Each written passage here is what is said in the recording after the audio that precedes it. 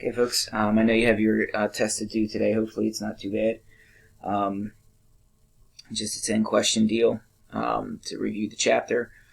I thought it might be helpful to do the FRAPPY notebook question with you as a review. So I'll send this out if you want to look at it. And the question is on our Unified Classroom page if you want to print a copy and put it in your FRAPPY notebook.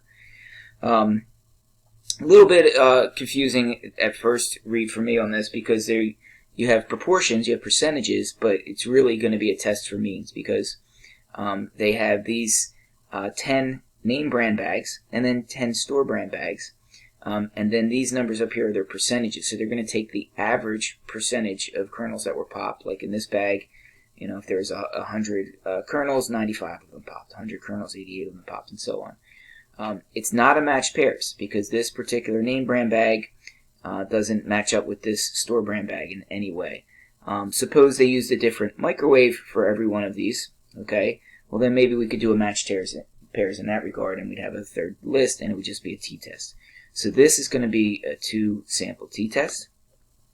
If we want to use our hypothesis test template, we have mu1, true proportion of, or true mean,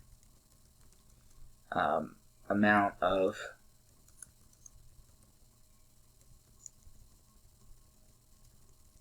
this is where it's a little confusing. It's the mean percentage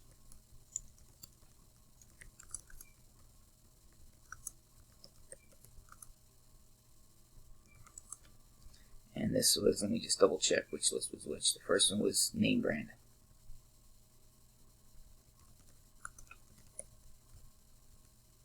Two, true mean percentage.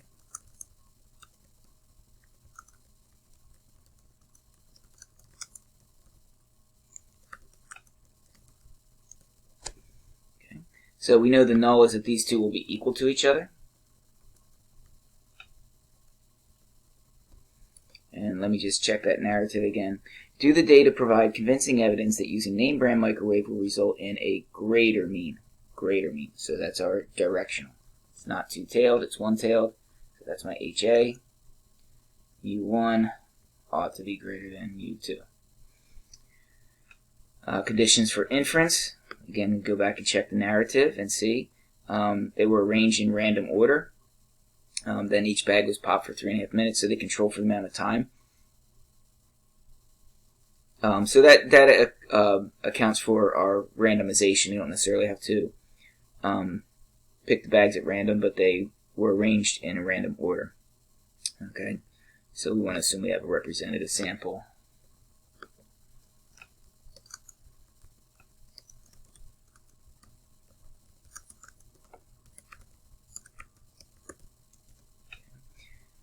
Normality.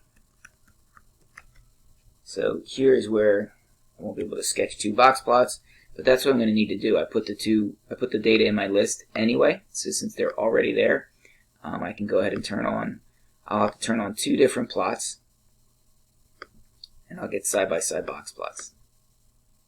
So I have that list, and then I'm going to second y equals again, and I'm going to go to plot number 2 and turn on plot 2 as well. So I have to turn on 2 plots at the same time. On the nspire, you can just add an x variable, if you remember how to do that. Zoom 9, and then you can get your side-by-side box plots. So I got both next to each other. Pretty symmetric box plots, no outliers in either one.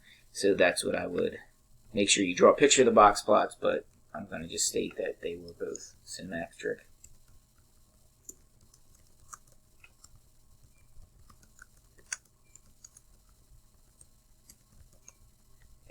And certainly we have an infinite number of bags to pop from, so the observations will be independent of each other. This is your 2-sample t-test.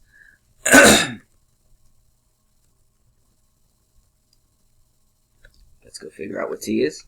So we go to stat, test, find that 2-sample t, number 4. And we do have data, so that's going to be nice. And we are trying to show that mu1 is greater than mu2. So everything looks like it's set up and ready for me here. Okay, 2.42.013.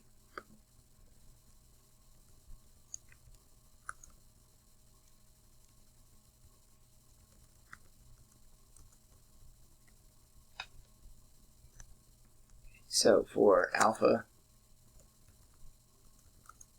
0.05, reject H naught.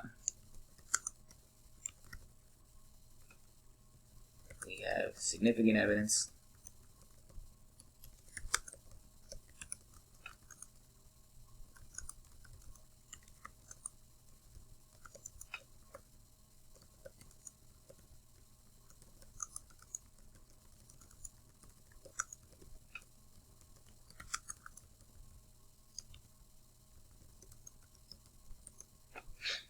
Okay, so I hope that was a helpful little quick review before you do your Chapter 10 test, and don't forget to add this to section 4 of your FRAPPY notebook.